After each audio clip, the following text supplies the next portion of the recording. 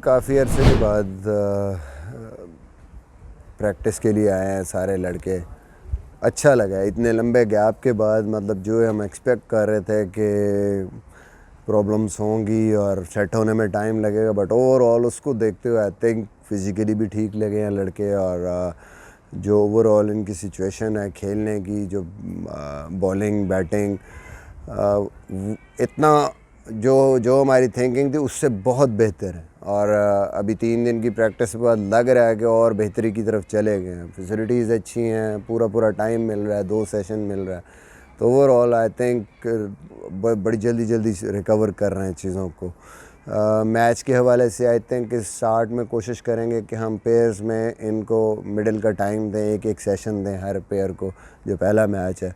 और असाइन करें जो सेट ऑफ बॉलर्स है 5-5 बॉलर्स का। एक दिन एक सेट हमारा 90 ओवर्स करे और अगले दिन फिर दूसरा सेट है जो वो 90 ओवर्स करे, और हम पेयर्स में सारे बैट्समैनों को अपनी बारी दें, और फिर इंशाल्लाह आगे चल के इनको प्रॉपर मैचेस में लेके जाएंगे, 2 साइड बना के, और 4 डे भी इसी तरह खेलेंगे। लुकिंग फॉरवर्ड बड़ा इम्पॉर्टेंट है हमारे लिए मिडल में मैच सिनेरियो में बॉलर्स को फेस करना, और बॉलर्स को भी उस मैच में बॉलिंग करना, क्योंकि इतने लंबे गैप में जब हम मैच नहीं खेले होते तो मैच प्रैक्टिस बड़ी इंपॉर्टेंट है। बड़ा ज़रूरी है हमारे लिए कि सारे आएँ, पूरा पूल हो, ताकि जो हमारा एक पीछे इसके थिंकिंग है, पूरी प्लानिंग है इस टूर के बारे में, हर प्लेयर को ऑब्वियसली हमने जो एक 29 का स्क्वाड अनाउंस किया है, हर प्लेयर की प्रॉपर प्लानिंग है आगे कि किस तरीके से हमने वाइट बॉल में और रेड बॉल में जाना है,